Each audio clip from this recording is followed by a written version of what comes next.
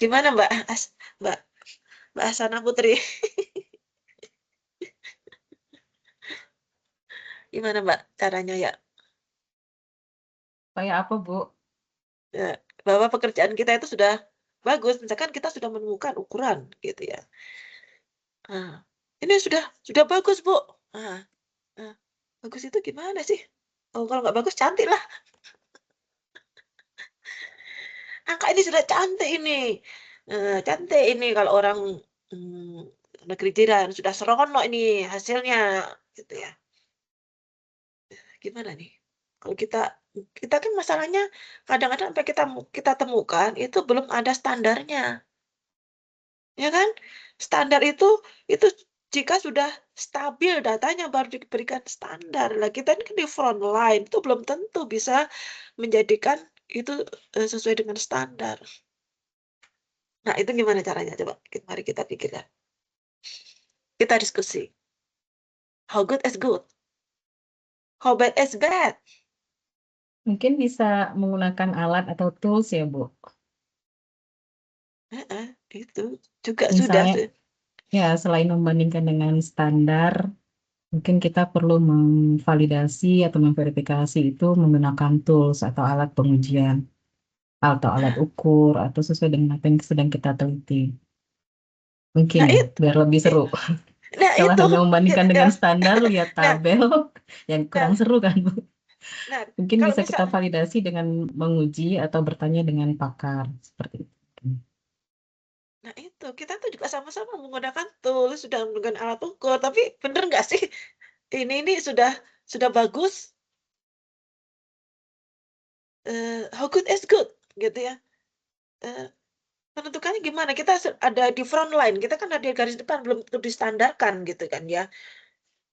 Nah, ini misalkan IoT, standarnya IoT itu ada nggak sih, Mbak? Gitu ya misalkan. Atau misalkan standar ini, kalau misalkan rekognisi wajah itu sekian, ini sudah dikatakan valid. Adakah yang lebih valid lagi gitu ya? Adakah lembaga penentunya gitu ya? Itu. Jadi semuanya itu hasil uji, dari hasil ukur. Ini gimana sih? Ini bagus nggak sih? Nah, itu kan orang lain gimana? Nah, itulah harus dibandingkan dengan orang lain gitu. Nah, makanya kita itu membaca dengan cara seperti ini tuh orang lain tuh seberapa dapatnya. Misalkan dia melakukan perbaikan, eee, mendapatkan, better than gitu ya. Ternyata hasil kalau aku menggunakan metode ini worse than, pasti ada than-nya itu. Than-nya itu than siapa? Nah, itu. Jadi kita mengkaji pekerjaan orang itu dengan metode itu seberapa bagus dia, perbaikannya berapa gitu ya.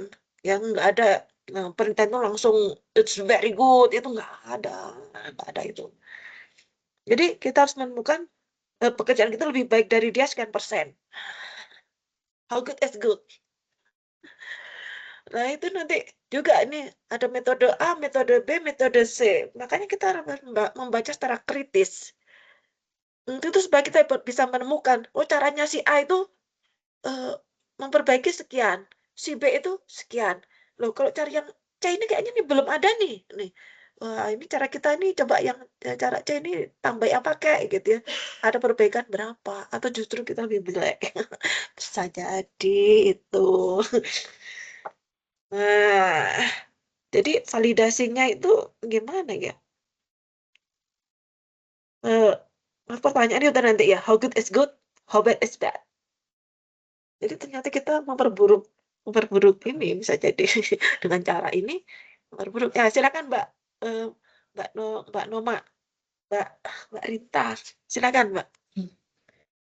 Baik Bu, terima kasih. Jadi sebenarnya verifikasi dan validasi itu relate sama kerjaan saya sih sebenarnya ya di pengujian yang sudah terakreditasi ISO 17025, di mana di klausulnya itu emang membahas verifikasi dan validasi.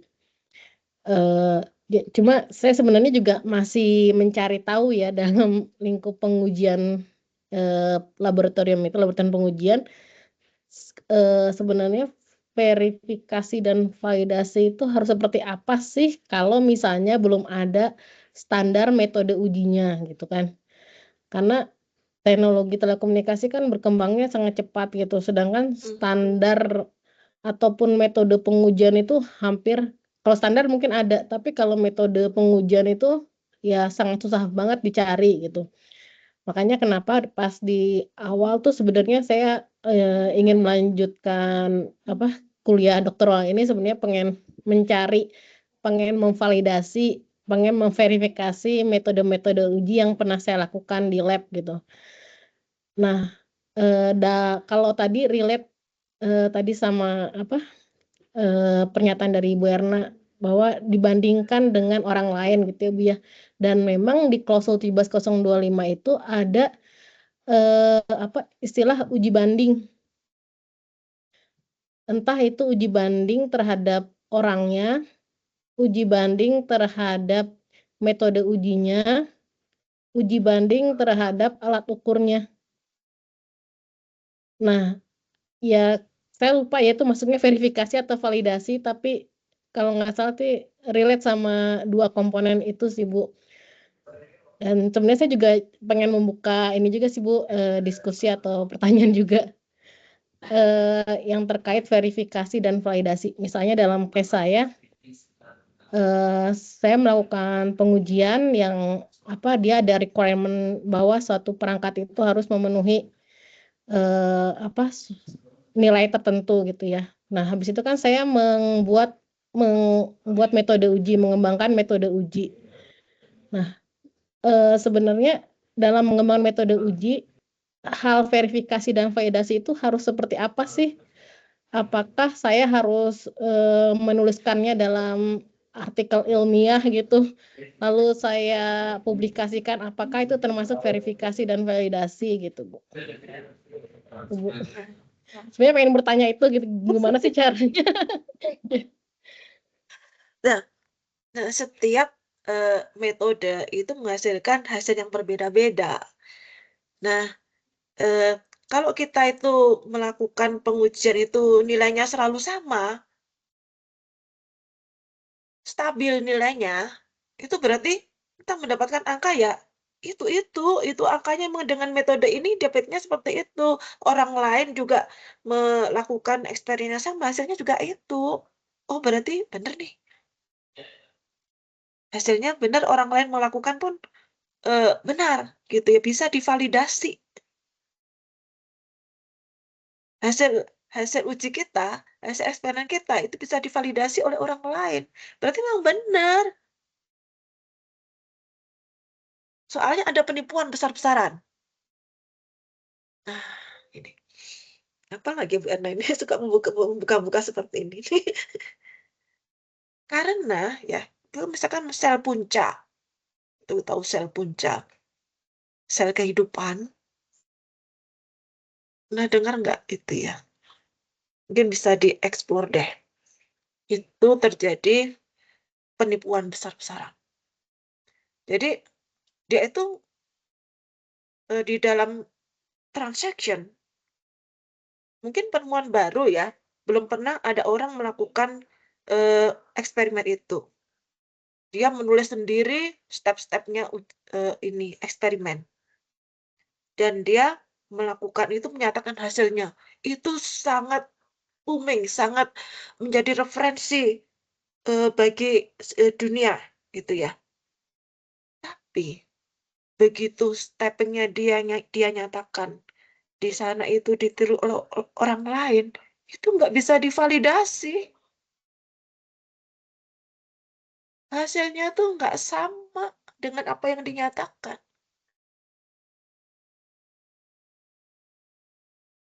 Jadi, dan ini baru ketahuan setelah sekian tahun kemudian.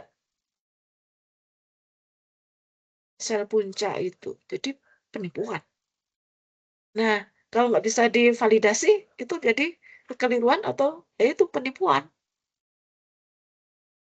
Karena memang sulit ya biologi gitu ya, mencari titik yang sama gitu di biologi itu sulit. pasti punya range, makanya mereka itu menggunakan statistik untuk bekerja, tidak seperti kita. Kita seharusnya juga seperti itu juga, ada statistiknya. Nah, kalau sampai diuji oleh orang lain hasilnya tidak sama, itu what's going on?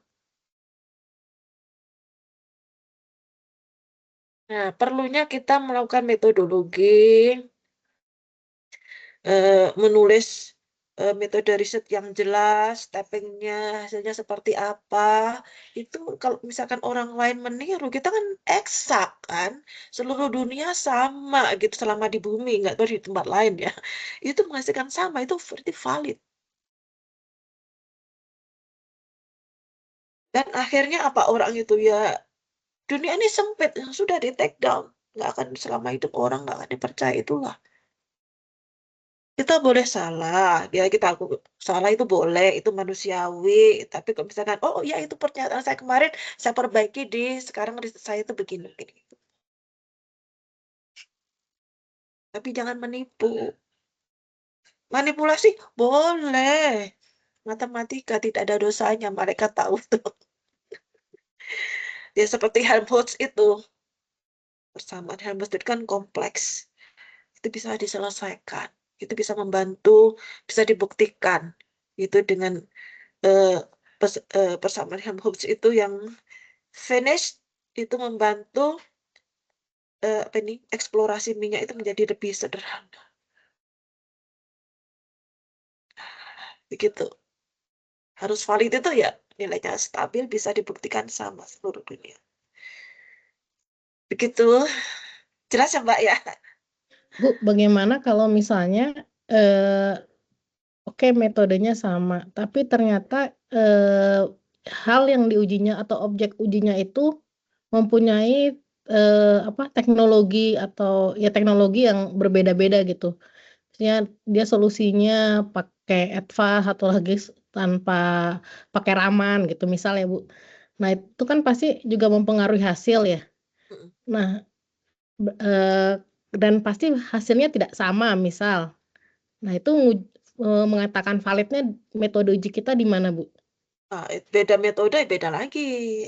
Nggak bisa di compare 100%. Ya, Raman punya karakteristik, Edva punya karakteristik. Jadi kalau mengadukan validasi itu ya persis, persis, harus persis, nggak boleh beda metode.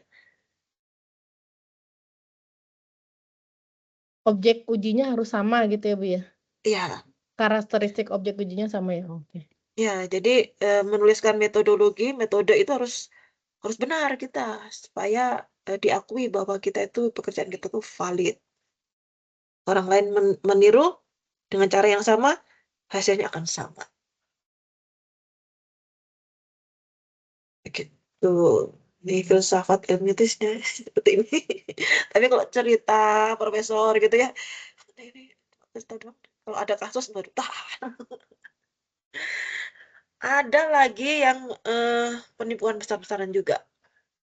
Padahal dia itu sampai 4 akhirnya indeksnya tuh tinggi. Ya take down lah. Jangan sampai seperti itu jadi ilmuwan itu.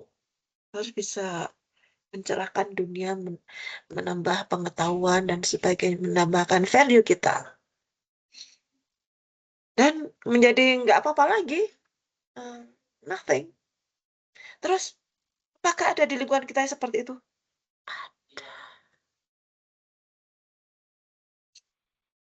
Dan akhirnya apa? Di-ban.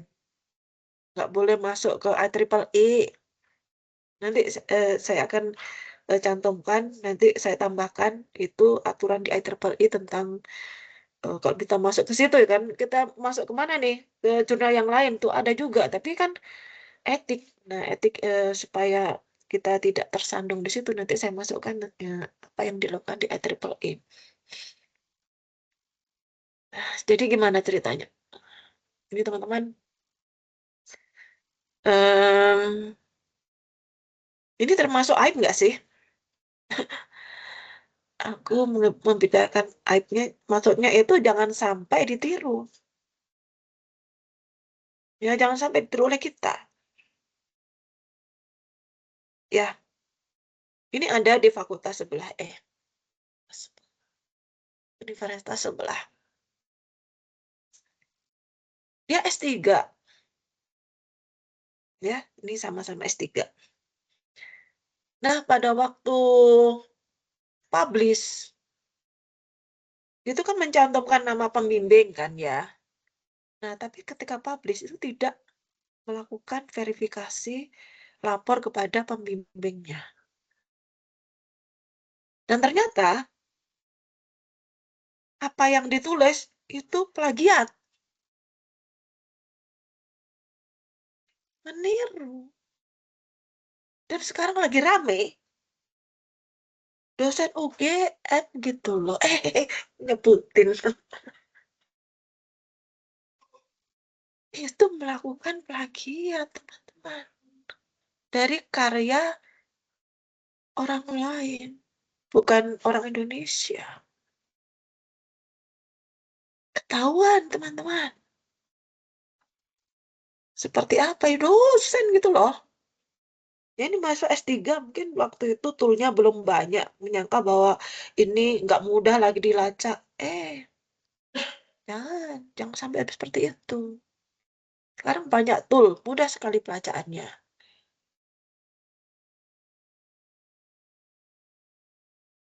Dan akhirnya apa?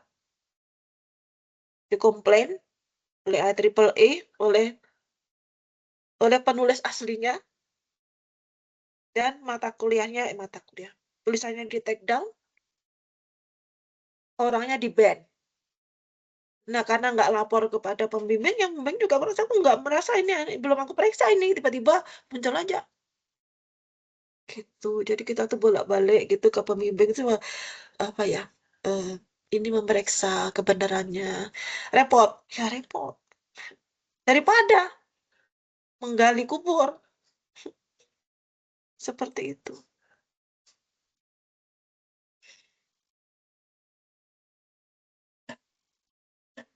Jadi kalau dengan mahasiswa S2, S3 aku nih lebih mudah membaca. Aku lagi mengeluarkan paper dari mahasiswa S1, berdarah-darah aku. Ya ampun, tulisannya kayak gini gitu kan ya. Dari segi tulisan, konteksnya, terus katanya sudah lengkap, ternyata itu mana ini bagian result and discussion itu nggak ada gitu ya. Padahal sudah diterima. Gimana sih mereksanya gitu ya kok bisa. Ampun, aku ini berat nih. Tapi sudah diterima, aku sudah bayar pula gitu, yang percaya gitu. Ternyata begitu. Aku langsung melakukan ini upaya yang kemarin aku nggak bisa menikmati apa-apa gitu. Aduh, gimana ya. Tapi tulisanku ada di situ, namaku di situ nih. Aku harus bertanggung jawab. Gitu deh, teman-teman.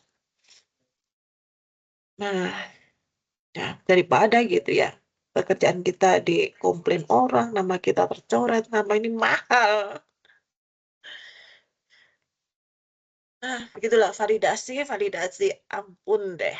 Gitu. Jangan sampai kita mengotori. Jagalah hati, jagalah pekerjaan kita, jangan kau kotori gitu.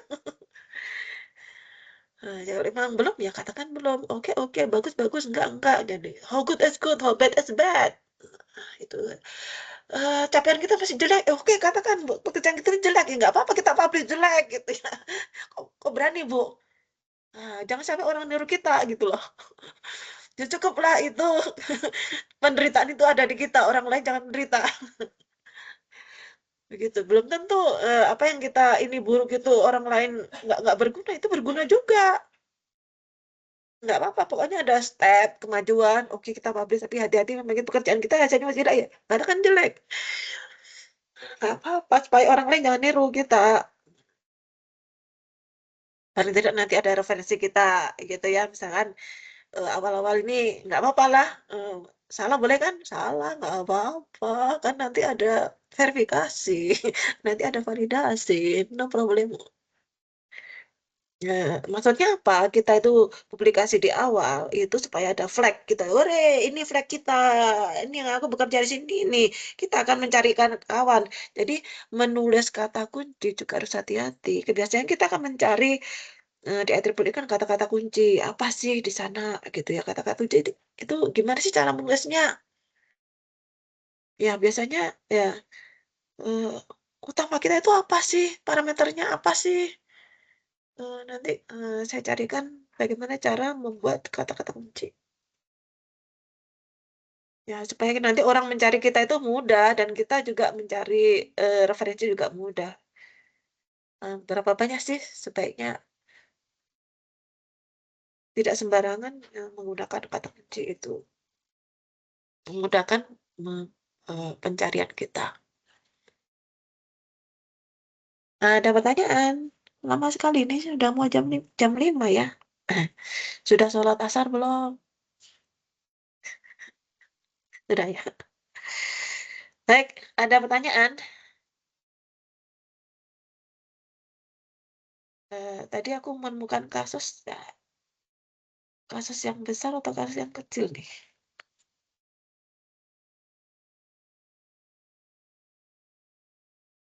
Hah, Mas, aku bilang nih, kalau di kampus ini ada nggak? Ada, sampai dipecat dari kampus tempat dia belajar. Bisa dicari itu di band gitu ya, di authors-nya. Kebayang toh, misalkan kita tidak sengaja itu ambil dari kalimatnya dia, hasil pekerjaannya dia kita akui. Tidak kita melakukan sitasi. Terus kita bertemu dalam satu event. Terus kita presentasi.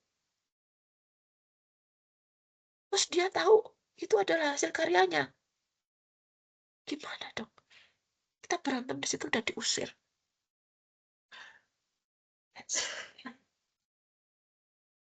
Di mana naruh mukanya? Dan setelah itu di ban nggak boleh masak terima 5 tahun. Sekolahnya dipecat. Nah, inilah kejujuran. Validasi eksternal, ini generasi konteks populasi. Nah, nanti coba ditanyakan ya kepada Profesor Suyanto tentang penggunaan ChatGPT untuk penelitian. Bagaimana kita melakukan? Biasanya kan citasinya kadang-kadang nggak benar gitu ya. Ya, itu mempercepat pekerjaan kita, tapi kita harus hati-hati waspada terhadap ChatGPT. Karena belum tentu benar, tapi memudahkan pekerjaan kita. Ya, besok jangan lupa jam 15.30. Nanti akan saya share ininya. Supaya kita jangan sampai karya kita jangan sampai dikacaukan orang lain karena nggak valid gitu. Nah, ada pertanyaan nih. Validasi dengan memastikan penelitian tetap konsisten. Nah, ini ya konsisten metode ini. Makanya menuliskan metode eksperimen, metodologi itu harus benar supaya orang lain tuh melacak pekerjaan kita itu dengan benar juga menggunakan rumus yang sama, metode yang sama, cara-cara ini uji yang sama, ya hasilnya valid ya, valid.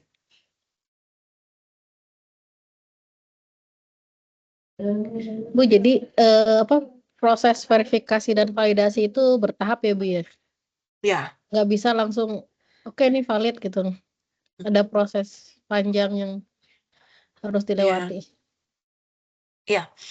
Yang penting kita mendapatkan hasilnya itu stabil berkali-kali, jangan sekali itu langsung, weh, Eureka, gitu kayak. Kayak kemarin aku datang ke Archimedes. Archimedes mungkin sudah memikirkan berkali-kali bagaimana cara membuat Archimedes itu kan berat jenis ya. Itu kan begitu nyemplung jadi saya kemarin tuh ke museum bagaimana orang Yunani itu mandi. Sampai saya itu seperti itu. Ternyata dia tuh mandi di dalam gentong, semacam gentong gitu. Mbak, gitu dibuat ternyata di sana itu banyak pualam, marmer. Dari marmer itu mandinya bukan seperti kita ya. Dari marmer itu diisi penuh sama dia itu loncat. Biur berarti air yang keluar itu seberat dia. Ereka, itu bener, berarti dia tuh sudah memikirkan. Nah, kita hati-hati menggunakan manipulasi, menggunakan komputer, itu hal-hal apa yang menjadi asumsi-asumsi itu harus ditulis. Supaya orang lain jika membuat eksperimen itu benar, valid. Gitu. Jangan lupa, pokoknya tulis apa yang kita kerjakan dan kita kerjakan apa yang kita tulis. Mbak, tadi sudah menjawab belum ya tadi ya? Jadi pokoknya nilainya harus stabil, ciri-cirinya. Nilainya stabil, oh itu udah bener nih. Perkiraannya bener. Iya Bu, jadi ternyata jadi saya baru ini kebayang relate-nya gitu ya. Kalau di pengujian itu kan sebenarnya ngujinya harus lebih dari satu, karena nanti akan ada ketidakpastian, nilai ketidakpastian gitu-gitu. Ya, Nah ya, ternyata ya, itu fungsinya itu ya Bu ya, iya, untuk validasi dan verifikasi itu. iya. Oke. Dan kita misalkan kita terbiasa ya membaca alat ukur itu kan berubah-ubah terus. Ya kan, alat ukur berubah-ubah. Eh, kita batuk berubah. Nah ini makanya kita tuh nggak boleh mencatat itu dalam sekali aja. Itu harus berkali-kali kita catat. Nanti kita cari distribusinya. Nah, distribusi mana itu yang paling sering terjadi. Nah, itulah angka yang sering terjadi lah kita ambil. Statistik. Jangan sekali ukur, catat ini sekali. Cari distribusinya. Baru kemudian kita ambil yang sering muncul. Gitu.